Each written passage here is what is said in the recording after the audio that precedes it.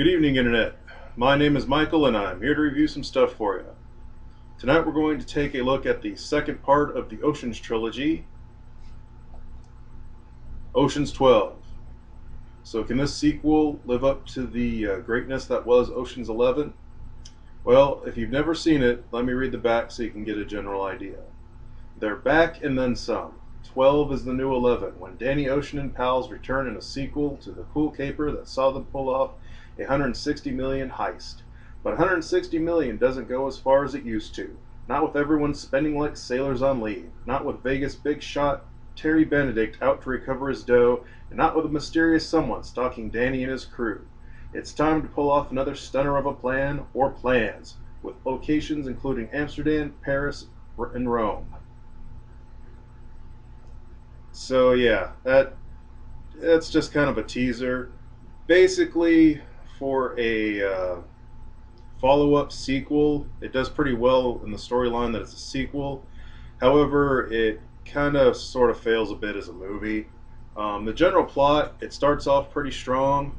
The guy they stole from, Benedict, in the first movie, he swore that he would find them all and get revenge, and he does find them all. And it's actually a really good scene. He has several scenes where he tracks each one of them down, and he tells them that they have 2 weeks to pay him back all the money they stole plus interest. And it's pretty damn chilling.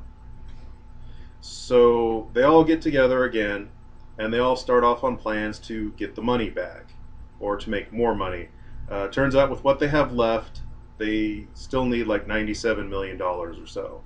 So they start, and they can no longer work in the US because everybody knows who they are and they're too hot for it anymore.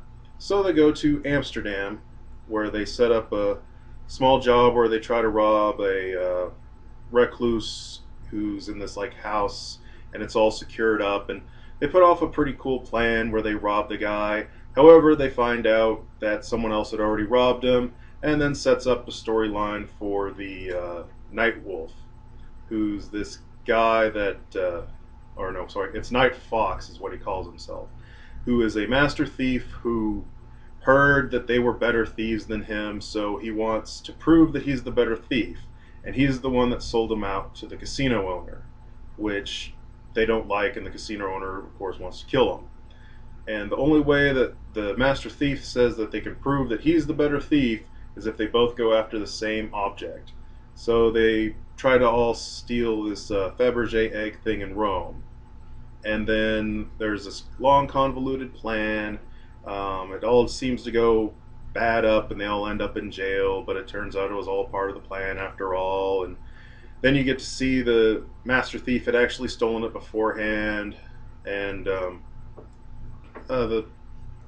but it also turns out that someone else had stole it before him, and that's where the movie just kind of gets a little dumb.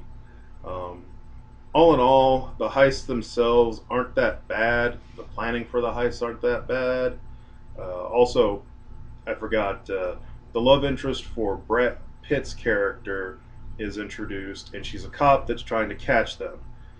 So the movie is actually kind of more centered on Brad Pitt's character than Danny Ocean this time. All in all, it's not a bad movie.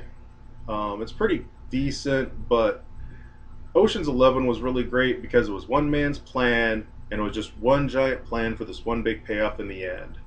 This movie, that's not real. They're just trying to steal the money so they don't get killed, which actually would have been a good plot. But then you introduce the love interest that's trying to catch him, and the master thief that's trying to prove he's better, and then this other subplot that's revealed in the very end about this other guy that steals stuff, and it's just really, really just too many plans within plans within plans. So, on a whole, I'd recommend watching this movie just to see it, at least for the sequel's sake, because it helps set up for the third movie. Um, by itself, I will give it a 5 because it's still a pretty decent heist movie. However, as part of the trilogy and comparing it to Ocean's 11, I have to give it a 4. It's just not anywhere near as good. So anyway, that's all I have to say for Ocean's 12. And stay tuned next time where we'll take a look at Ocean's 13 and we'll say if that can save the trilogy.